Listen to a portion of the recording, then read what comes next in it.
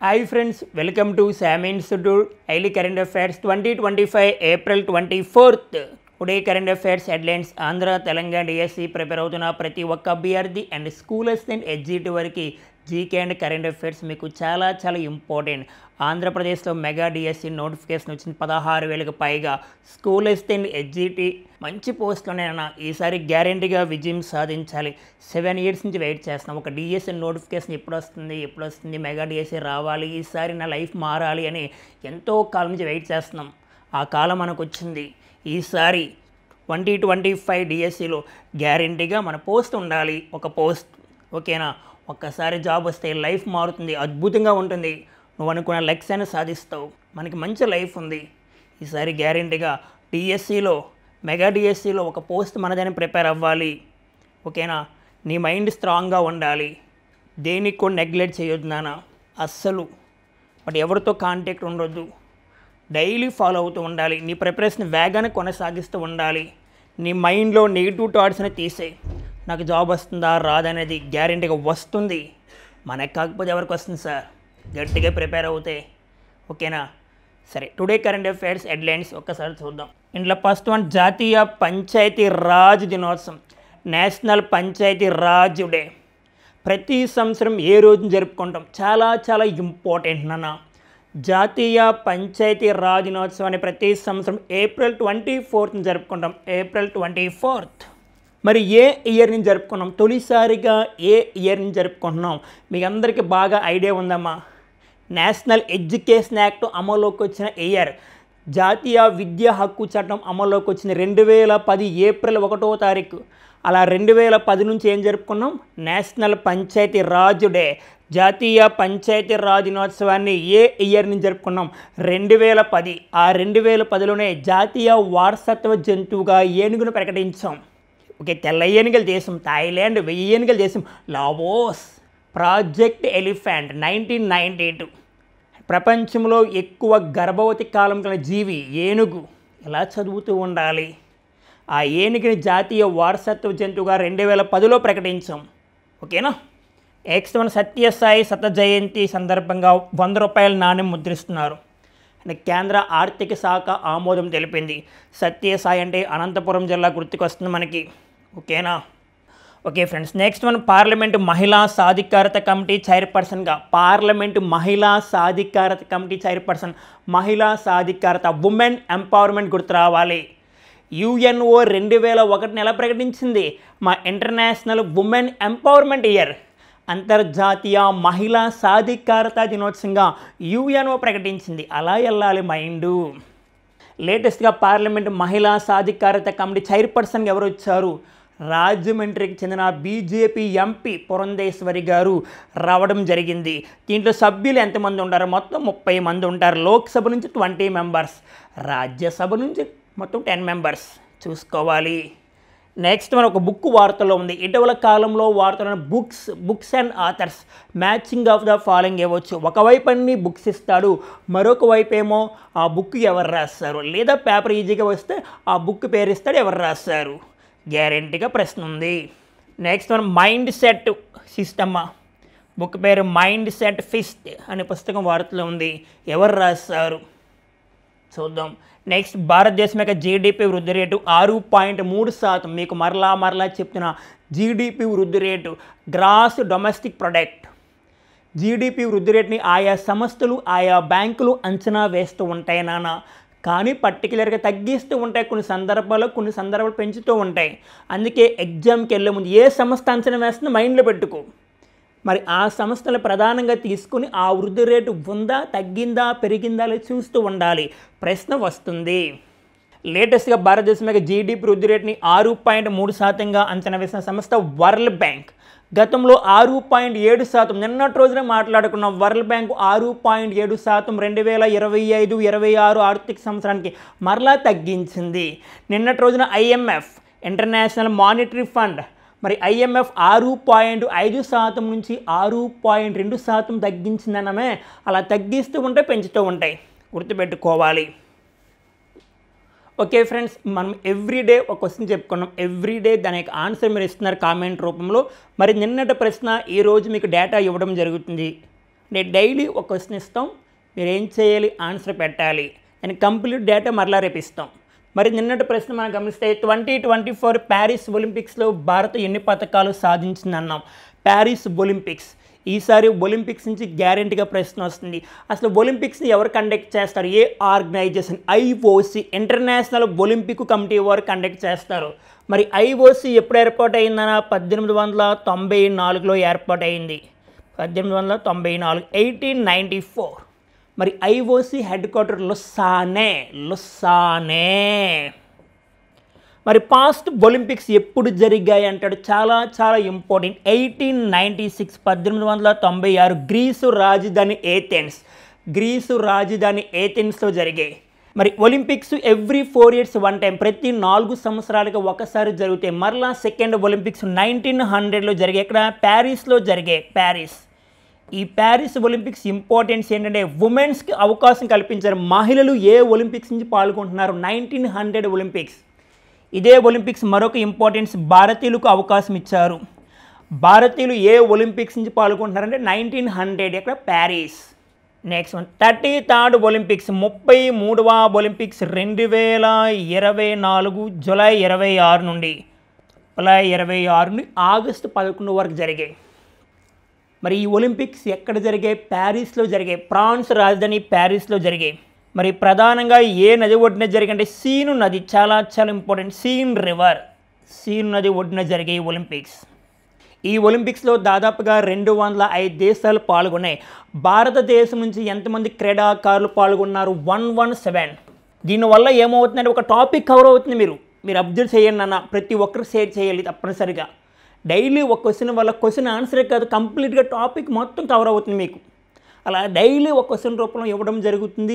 మీకు ఎగ్జామ్ అయినంత వరకు అన్ని టాపిక్స్ కవర్ అవుతాయి మీకు. చాలా చాలా ఇంపార్టెంట్ అన్న. డైలీ ఒక క్వశ్చన్ రూపంలో ఒక డేటా ఇస్తున్నాం, ఒకసారి మైండ్లోకి వెళ్ళాలి మీకు. మరి ఈ ఒలింపిక్స్లో భారతదేశం నుంచి పాల్గొన్న మొత్తం క్రీడాకారులు 117. అతిపెద్ద వయస్కుడు, భారతదేశం పాల్గొన్న అతిపెద్ద వయస్కుడు రోహన్ బొప్పన్న టెన్నిస్ ప్లేయర్. మరి అతి చిన్న వయస్కురాలు ఒక ఉమెన్ పాల్గొన్నారు, 14 years ఉమెన్. ఆమె పేరు దీనిధి దేసింగ్. మరి ఈమె ఒక స్విమ్మర్, అంటే ప్రధానంగా స్విమ్మింగ్ అని గుర్తుపెట్టుకోవాలి. మరి ఈ ఒలింపిక్స్లో అత్యధిక పథకాలు సాధించిన ఫస్ట్ ప్లేస్ ఏ దేశం ఉందంటే అమెరికా ఉందన్న, USA. మరి USA 126 పథకాలు సాధించి ఫస్ట్ ప్లేస్లో ఉంది. And gold and silver, bronze అంటే స్వర్ణము, రజతము, కాంస్యము, మొత్తం 126 పథకాలు. దీంట్లో గోల్డ్ ఏంటంటే 40, silver 44, bronze 42. Gold, silver, bronze మొత్తం 126 పథకాలు సాధించి అమెరికా ఫస్ట్ ప్లేస్లో ఉంది. మరి భారత్ ఎన్ని పథకాలు సాధించి? చాలామంది కామెంట్ రూపంలో పెట్టారు నాన్న. అండ్ 6 పథకాలని. ఎస్, భారత్ సాధించిన పథకాల సంఖ్య 6. 0+1+5 గోల్డ్, సిల్వర్, బ్రాంజ్, స్వర్ణము, రజతము, కాంస్యము. ఈసారి భారతదేశానికి స్వర్ణ పథకం ఒకటి కూడా రాలేదు. అదే 2020 ఒలింపిక్స్లో స్వర్ణ పథకం సాధించిన వ్యక్తి మీకు నీరజ్ చోప్రా, జావలిన్ త్రో క్రీడాకారుడు. నీరజ్ చోప్రాకి 2020లో గోల్డ్ మెడల్ వచ్చింది. ఈసారి సిల్వర్ వచ్చిందమ్మా, గుర్తుపెట్టుకో. రజత పథకం ఎవరికి వచ్చిందంటే నీరజ్ చోప్రా, జావలిన్ త్రో క్రీడాకారుడు. మరి కాంస్య పథకాలు భారతదేశానికి 5 వచ్చాయి. దాంట్లో మను బాకర్ కూడా ఉన్నారమ్మా. మను బాకర్కి 2 పథకాలు వచ్చాయి ఈసారి. ఓవరాల్గా 33rd ఒలింపిక్స్ 2024 ఒలింపిక్స్ భారతదేశం నుంచి తొలిసారిగా మెడల్ అందించిన వ్యక్తి ఎవరంటే మను బాకర్ అని గుర్తుపెట్టుకోవాలి. షూటర్. ఓకే, 2024 ప్యారిస్ ఒలింపిక్స్లో భారత్ ఎన్ని పథకాలు సాధించింది? 6 పథకాలు. 0+1+5. నెక్స్ట్ మరలా 2028 ఒలింపిక్స్ ఎక్కడ జరుగుతాయంటే లాస్ ఏంజల్స్, అమెరికా. ఇక్కడే మరొక పాయింట్, పారా ఒలింపిక్స్ అంటాం. పారా ఒలింపిక్స్ అంటే వికలాంగులు ఆడే ఆటలు, మా డిజాబిలిటీస్ ఆడే ఆటలు. పారా ఒలింపిక్స్లో ఇండియా ర్యాంక్ ఎంత అంటే మనకి 18 అని గుర్తుపెట్టుకోవాలి. అదే ఒలింపిక్స్లో ఇండియా ర్యాంక్ ఎంత మా 71. 71. ఒలింపిక్స్లో ఇండియా సాధించిన పథకాలు 6. పారా ఒలింపిక్స్లో ఇండియా సాధించిన పథకాలు 29. 29 పథకాలు సాధించి 18వ ప్లేస్లో ఉంది. పారా ఒలింపిక్స్లో ఫస్ట్ ప్లేస్ చైనా దేశము. ఒలింపిక్స్లో అయితే మనకి అమెరికాని గుర్తుపెట్టుకోవాలి, యూఎస్ఏ. అంటే యూఎస్ఏ మొత్తం సాధించిన పథకాలు ఒలింపిక్స్లో 126 పథకాలు, 40, 44, 42. ఇది మనకున్న ప్రశ్న రూపంలో మీకు చెప్పడం జరిగింది. మీకు కంప్లీట్గా డేటా ఇచ్చా మీకు చాలా ప్లస్ అవుతుంది. ఓకే ఫ్రెండ్స్, ఈరోజు ఫస్ట్ కరెంట్ అఫైర్స్ మనం చూస్తే నిన్నటి రోజున మనం మాట్లాడుకున్నాం ప్రధానంగా పహల్గమ్ ఉగ్రవాది దాడి. పహల్గమ్ అనే ప్రాంతము అంటే ప్రధానంగా జమ్మూ అండ్ కాశ్మీర్ అనంతనాగు జిల్లాలో ఉంది. దాంట్లో చాలామంది భారతీయులు ప్రాణాలు కోల్పోయారని మాట్లాడుకున్నాం. మరలా ఇప్పుడు వార్తలకు వచ్చింది, పాక్ పౌరులను భారత్లోకి అనుమతించమని కేంద్ర ప్రభుత్వం తెలిపింది. నెక్స్ట్, పహల్గమ్ ఉగ్రదాడి నేపథ్యంలో ప్రధాని మోడీ అధ్యక్షతన జరిగిన భద్రతా వ్యవహారాల క్యాబినెట్ కమిటీ సమావేశం ముగిసింది. నెక్స్ట్, భేటీలో తీసుకున్న నిర్ణయాలను విదేశాంగ ప్రతినిధి విక్రమ్ మిశ్రీ మీడియాకు వెల్లడించారు. ఇప్పుడు భారతదేశానికి పాకిస్తాన్ మధ్య ఉన్న సత్సంబంధాలకు దూరం అవుతూ ఉంటాయి. ప్రధానంగా భారతదేశానికి, ఎందుకంటే ఈ ఉగ్రవాదానికి పాల్పడింది పాకిస్తాన్కు చెందిన ఉగ్రవాద సంస్థ. దాంట్లో ప్రధానంగా ఎవరంటే లష్కర్ ఎ తోయిబాకు చెందిన ఒక అనుబంధ సంస్థ. ఈసారి పహల్గామ్ ఉగ్రవాద దాడి చేసిన ఉగ్రవాద సంస్థ పేరు ఏం పేరు అంటాడు, చాలా ఇంపార్టెంట్. ది రెసిస్టెన్స్ ఫ్రంట్ అమ్మ, ది రెసిస్టెన్స్ ఫ్రంట్. దీన్నే TRF అంటాం. ఒక్కసారి రీకాల్ చేసుకుని నిన్నటి రోజు చెప్పుకున్నాం. ప్రధానంగా పహల్గామ్ దగ్గరలో ఉన్న బైసారన్ అనే ప్రాంతంలో జరిగింది. బైసారాన్ని మినీ స్విట్జర్లాండ్ అంటాం చెప్పుకున్నాం. మరి దీంట్లో దాదాపుగా 26 మంది పైగా చనిపోయారు. దాంట్లో మన తెలుగు వ్యక్తి, ఆంధ్రప్రదేశ్ విశాఖపట్నంకి చెందిన వ్యక్తి JS చంద్రమౌళి గారు కూడా ఉన్నారు. ఎక్కువ ఈ దాడిలో చనిపోయిన వ్యక్తులు మహారాష్ట్రానికి చెందినవారిని గుర్తుపెట్టుకోవాలి. ఇప్పుడు ఇదే సమయంలో భారత్ పాకిస్తాన్ మధ్య ఉన్న హై కమిషనర్ కార్యాలయం యొక్క సిబ్బందిని తగ్గిస్తున్నారు. గతంలో 50 మంది ఉండేవారు, 30 మంది తగ్గిస్తున్నారు. దీంట్లో మెయిన్గా భారతదేశం తీసుకోవాల్సిన నిర్ణయాలు ఏం తీసుకుందంటే, భారతదేశము అంటే ప్రధానంగా నిన్నటి రోజున జరిగిన ఉగ్రవాద సంఘటనగా పాకిస్తాన్ హస్తం ఉంది గ్యారెంటీగా చెప్పడం జరిగింది. దీనివల్ల ఏమవుతుందంటే, భారత్లో పాకిస్తాన్కి అనుమతించము. ఒకవేళ భారతదేశంలో పాకిస్తాన్ పౌరులు ఎవరైనా ఉంటే 2025 మే 1 వెళ్ళిపోవాలి అని చెప్పారమ్మా. నెక్స్ట్, భారత్లో ఉన్న పాక్ పౌరులు వెంటనే వెళ్ళిపోవాలని హెచ్చరించారు. నెక్స్ట్ వన్, ఇండస్ వాటర్ ఒప్పందాన్ని, ప్రధానంగా ఇండస్ వాటర్ ఒప్పందాన్ని, సింధు నది జల ఒప్పందాన్ని కూడా తాత్కాలికంగా రద్దు చేస్తున్నారు. చాలా ఇంపార్టెంట్. భారతదేశానికి పాకిస్తాన్కి సింధు నది జల ఒప్పందం ఎప్పుడు జరిగింది నాన్న? 1961 సెప్టెంబర్ 19వ తారీఖున జరిగింది. అయితే ఇక్కడ ఒక పాయింట్ గుర్తుపెట్టుకోవాలి, భారతదేశానికి పాకిస్తాన్ కూడా చాలాసార్లు యుద్ధాలు జరిగాయి. దాంట్లో ప్రధానంగా 1965, నెక్స్ట్ వన్ 1971, 1999 జరిగాయి. ఈ సమయంలో యుద్ధాలు జరిగినా సరే సింధు నది జల ఒప్పందం అనేది ఎప్పుడు కూడా రద్దు చేయలేదు. కానీ ఈసారి మాత్రం సింధు నది జల ఒప్పందాన్ని తాత్కాలికంగా రద్దు చేస్తున్నారు. మరి సింధు నదికి మొత్తం ఉపనదులన్నీ మనకి జాగ్రఫీ రిలేటివ్గా చూసుకుంటే 5 ఉంటాయి. రావి, బియా, Jhelum, Chenab, Sutlej. Ravi and Jhelum, next one Chenab, Beas, Sutlej. ఈ 5 కూడా సింధు నదికి ఉపనదులు. భారతదేశానికి పాకిస్తాన్కి 1965, 71, 1999లో యుద్ధం జరిగింది. మనకి 1999 జూలై 26 ఇది కార్గిల్ వార్. మనకి 2019 ఫిబ్రవరి 14 రోజున పుల్వామా ట్రాజడీ జరిగింది. మరి ఆ దాడి తర్వాత మరలా ఇంత ఘోరమైన ప్రమాదం జరిగిందన్న ఒక పర్యాటక రంగానికి వెళ్ళిన పౌరులపై ఉగ్రవాద సంస్థ దాడి చేస్తుంది. ఆ ఉగ్రవాద సంస్థ పేరు గుర్తుపెట్టుకోవాలి, లష్కర్ ఎ తోయిబా అనుబంధ సంస్థ అయిన ది రెసిస్టెన్స్ ఫ్రంట్ TRFకి పహల్గామ్ ఉగ్రవాద దాడిని గుర్తుపెట్టుకో. ఉగ్రదాడి అంటే ఎక్కడ జరిగింది? జమ్మూ అండ్ కాశ్మీర్ అనంతనాగు జిల్లా అని గుర్తుపెట్టుకోవాలి. ఇంకా ప్రధానంగా గమనిస్తే పాక్ ఆక్రమిత కాశ్మీర్లో మీరు 42 ఉగ్రవాద శిక్షణ కేంద్రాలు ఉన్నాయంటే 42 ఉగ్రవాద శిక్షణ కేంద్రాలు ఉన్నాయని చెప్పడం జరుగుతుంది. నెక్స్ట్ ప్రపంచ ఉగ్రవాదంలో ఇండియా ప్లేస్. ప్రపంచ ఉగ్రవాదంలో 2024 రిపోర్టు ప్రకారం మనం చూసుకుంటే 2024-2025 రిపోర్టు ప్రకారం చూసుకుంటే ప్రపంచంలో ఉగ్రవాదం ఫస్ట్ ప్లేస్ బుర్కినా ఫాసో, మరి ఇండియా ర్యాంక్ 14. నెక్స్ట్ ప్రపంచ ఉగ్రవాదుల వ్యతిరేక దినోత్సవంగా ప్రతి సంవత్సరం May 21 జరుపుకుంటాం. May 21 ఇన్ని పాయింట్ లింక్ చేసుకోవాలి మనం. అంటే May 21 ఇంపార్టెన్స్ ప్రపంచ ఉగ్రవాద వ్యతిరేక దినోత్సవం.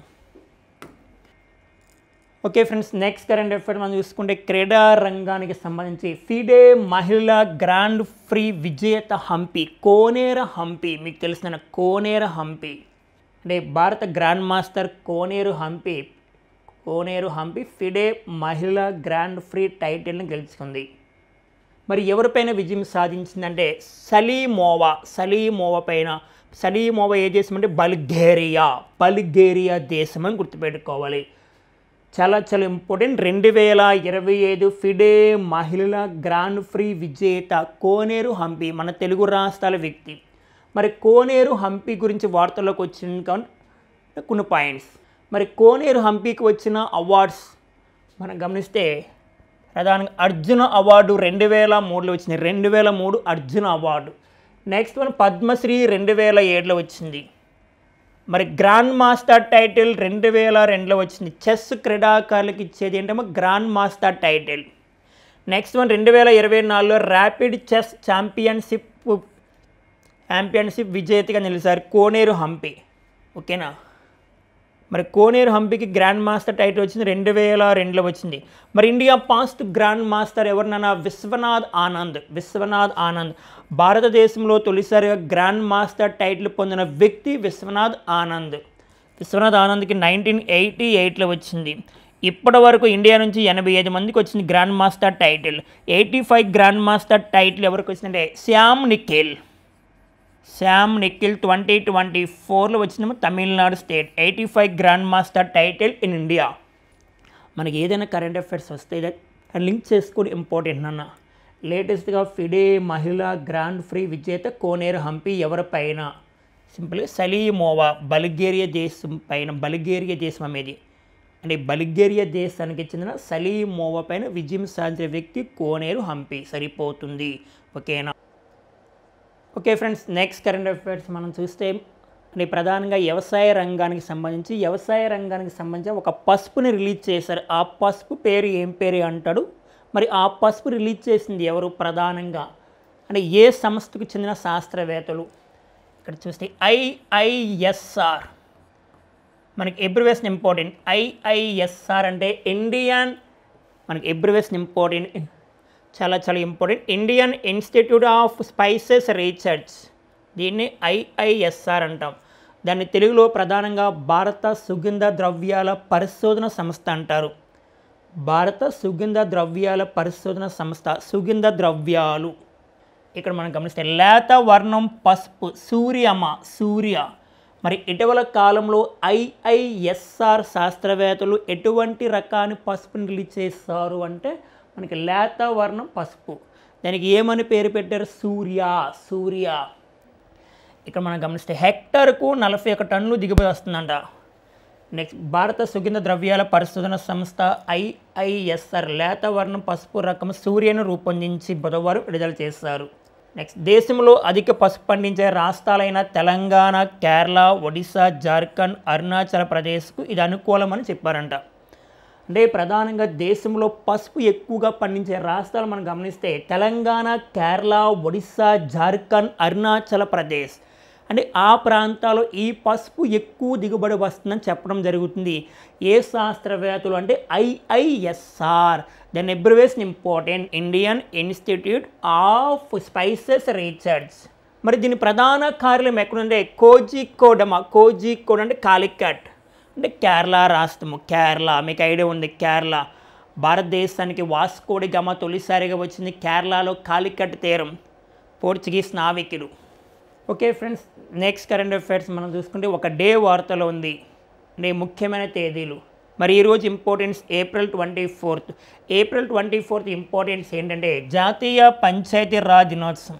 మరి ఈ సందర్భంగా ఆంధ్రప్రదేశ్ రాష్ట్ర ప్రభుత్వం జాతీయ పంచాయతీరాజ్ దినోత్సవాన్ని ఎక్కడ జరుపుకుంటుంది అంటే మంగళగిరిలో. మరి ఈ సందర్భంగా ఆంధ్రప్రదేశ్ ప్రభుత్వం 67 మందికి రాష్ట్ర ప్రభుత్వం అంటే 67 మందికి అవార్డులు ఇస్తుంది. అంటే ప్రధానంగా 15 విభాగాలు అవార్డును ప్రకటించింది. ఏ రాష్ట్రం? ఆంధ్రప్రదేశ్. జాతీయ పంచాయతీరాజ్ దినోత్సవం సందర్భంగా ఆంధ్రప్రదేశ్ ప్రభుత్వం ఎంతమందికి అవార్డులు ప్రకటించింది? 67 మందికి. అంటే మొత్తం ఎన్ని కేటగిరీలు అంటే 15 కేటగిరీలు. అయితే ఒకసారి నిన్న కరెంట్ అఫైర్స్ మనం గమనిస్తే ఆంధ్రప్రదేశ్లో గొల్లాపూడి పంచాయతీకి జాతీయ పంచాయతీ అవార్డుని మరి అవార్డు ఈరోజు ఇస్తారు. ప్రతి సంవత్సరం ఏప్రిల్ 24 ఇంపార్టెన్స్ జాతీయ పంచాయతీరాజ్ దినోత్సవం. అయితే ఏ ఇయర్ నుంచి జరుపుకున్నాం అంటే 2010 నుంచి. అప్పుడు భారత ప్రధాని మన్మోహన్ సింగ్ ఆధ్వర్యంలో తొలిసారిగా జరుపుకున్నాం నేషనల్ పంచాయతీ రాజ్ డే. ఇక్కడే కొన్ని పాయింట్స్ గుర్తు రావాలి. భారత రాజ్యాంగంలో మొత్తం షెడ్యూల్స్ ఎన్నానా? భారత రాజ్యాంగంలో మొత్తం షెడ్యూల్స్ 12. మరి దీంట్లో 11వ షెడ్యూల్ గ్రామ పరిపాలన లేదా గ్రామ పంచాయతీ గురించి తెలియజేస్తుంది. దీంట్లో 12వ షెడ్యూల్ మున్సిపాలిటీ. నెక్స్ట్ 73వ రాజ్యాంగ సవరణ చట్టము, 74వ రాజ్యాంగ సవరణ చట్టం పివి నరసింహారావు కాలంలో వచ్చాయి. ఓకే, మీకు ఐడియా ఉంది. అంటే 73వ రాజ్యాంగ సవరణ చట్టము గ్రామ పంచాయతీ గురించి తెలియజేస్తుంది. 74 మున్సిపాలిటీ. భారతదేశంలో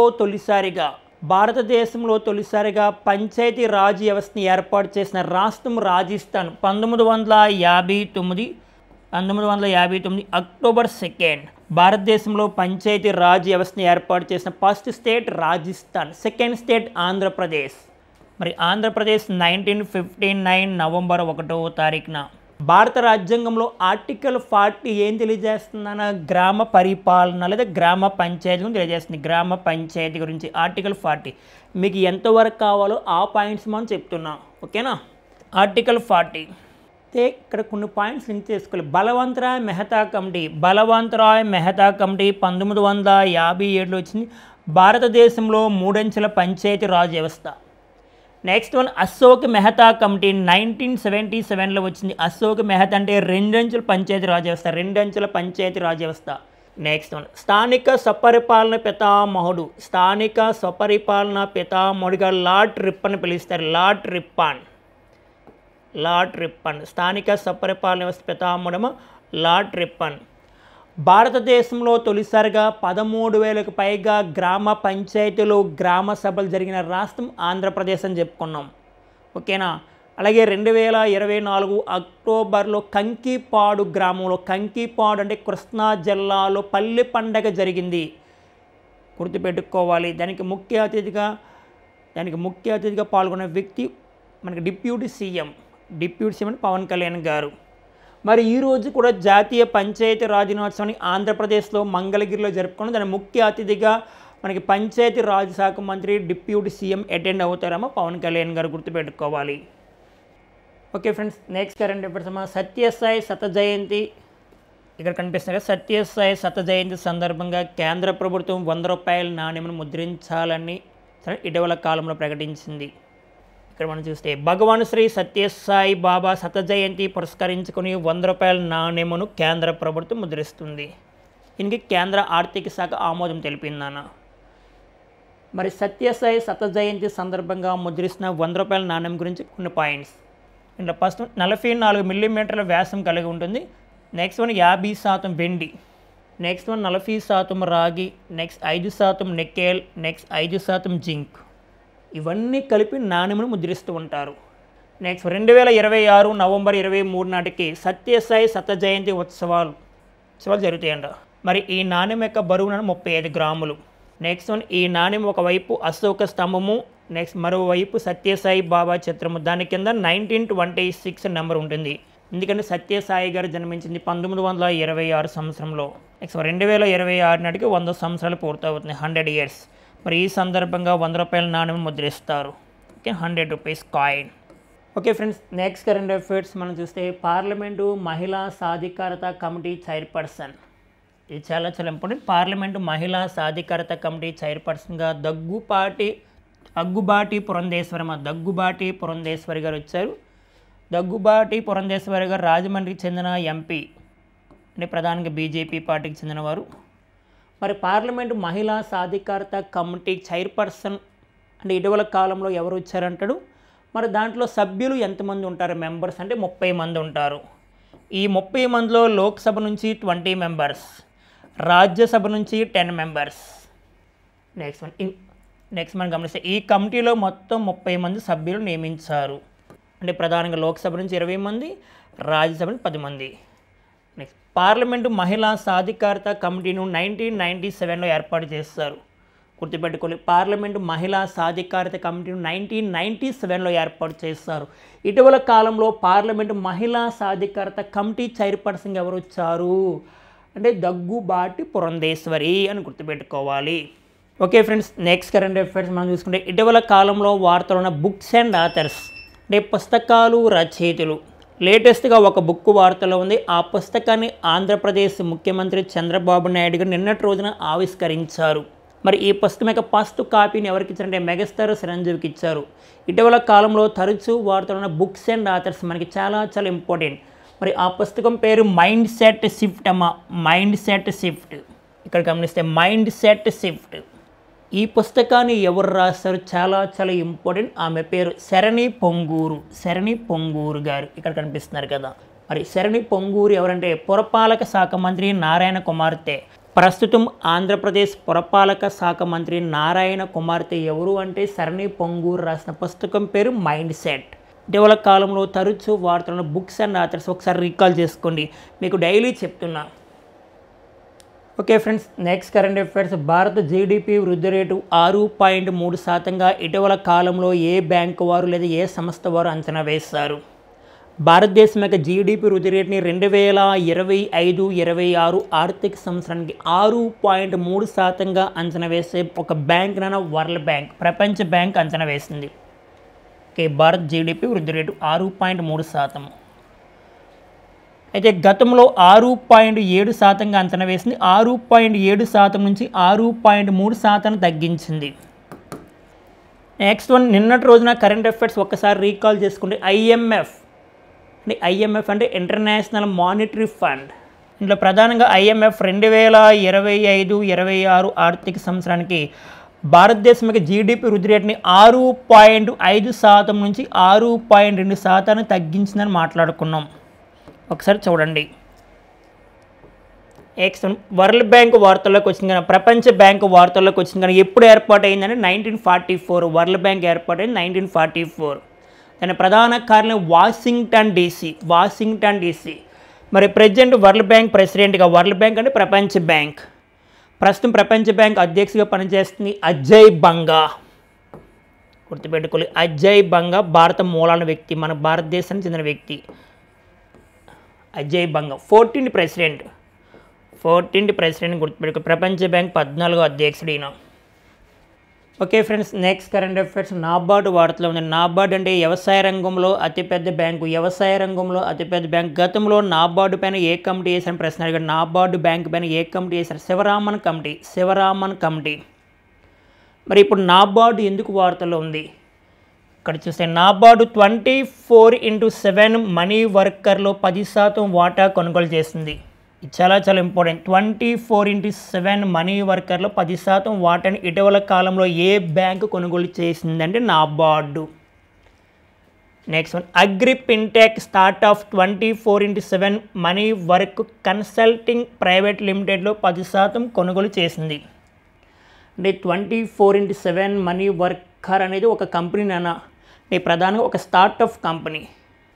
దీన్ని అగ్రిప్ ఇంటెక్ స్టార్టప్ చూడమ్మా. Agri fintech startup 24/7 money work consulting private limited నుంచి ఇటీవల కాలంలో నాబార్డు కొనుగోలు చేసిన వాటా 10%. మరి నాబార్డు వార్తల్లోకి వచ్చింది, దాని అబ్రివేషన్ ఇంపార్టెంట్. చాలా చాలా important. National bank for agriculture rural development. వ్యవసాయ రంగంలో అతిపెద్ద బ్యాంకు 1982లో ఏర్పాటైంది. మరి దీని యొక్క ప్రధాన కార్యాలయం ముంబై. ప్రస్తుతం నాబార్డు చైర్పర్సన్గా ఎవరు పనిచేస్తున్నారంటే కేవీ సాజీ గారు పనిచేస్తున్నారు. అంటే ప్రధానంగా నాబార్డు బ్యాంక్ అంటే ఏ కమిటీ గుర్తు రావాలి? శివరామన్ కమిటీ గుర్తు రావాలి. శివరామన్ కమిటీ సరిపోతుంది. Okay friends, next current affairs ఒక ఐఐటి వార్తలో ఉంది. మరి ఇటీవల కాలంలో తరచూ ఐఐటీలు వార్తలకు వస్తున్నాయి. భారతదేశంలో మొత్తం 23 ఐఐటీస్ ఉన్నాయని చెప్పుకున్నాం. దాంట్లో బెస్ట్ ఐఐటి మద్రాస్ చెప్పుకున్నాం. ప్రతిసారి ఐఐటి గురించి వస్తుంది. మనకి ఐఐటి అంటే సింగిల్ లైన్ కోసం దాంట్లో ఎక్కువ ఆలోచించవలసిన అవసరం లేదు. ఇక్కడ మనం చూసుకుంటే ట్రై మెటాలిక్ నానో డెండ్రైట్స్ ఆధారిత ఎలక్ట్రోకెమికల్ సెన్సింగ్ పరికరం. మరి ఇటీవల కాలంలో ఏ ఐఐటి వాడు తీసుకొచ్చారు? సరిపోతుందమ్మా మనకి. ఎవరండి? ఐఐటి ముంబై. కొన్ని పాయింట్స్ మాట్లాడుకున్నాం. ఇందులో ప్రధానంగా మాదక ద్రవ్యాల గుర్తింపులో పురోగతి సాధించడానికి, నెక్స్ట్ వన్ ఔషధి సూత్రీకరణలు మరియు పాల నమూనాలో ఔషధాల యొక్క ట్రేస్ మొత్తాలను అత్యంత ఖచ్చితంగా గుర్తించేందుకు, నెక్స్ట్ బయోమెడికల్ మరియు పర్యావరణ రంగాల్లో విభిన్న అణువుల గుర్తింపు. ఇవన్నీ పాయింట్లు మైండ్లో తీసేస్తే single line question try metallic nano dendrites ఆధారిత ఎలక్ట్రోకెమికల్ సెన్సింగ్ పరికరాన్ని ఇటీవల కాలంలో ఏ ఐఐటి వారు కనుగొన్నారు అంటే ఐఐటి ముంబై. సరిపోతుంది. సింగిల్ లైన్ క్వశ్చన్ ఐఐటి అంటే. Okay friends, next current affairs మనం గమనిస్తే Osamu Suzuki center of excellence. Osamu Suzuki అంటే జపాన్ దేశానికి చెందినవారు. మరి ఇటీవల కాలంలో మరణించారు. ఆయన పేరు మీదుగా భారతదేశంలో సెంటర్ ఆఫ్ ఎక్సలెన్స్ని ఏర్పాటు చేస్తున్నారు. ఏ ప్రాంతాల్లో ప్రధానంగా ఏర్పాటు చేస్తారంటే గుజరాత్, హర్యానా. సరిపోతుంది. కానీ ఇటీవల కాలంలో మరణించిన ఒసాము సుజుకికి భారతదేశంలో ఒక అవార్డు ఇవ్వడం జరిగింది 2025లో.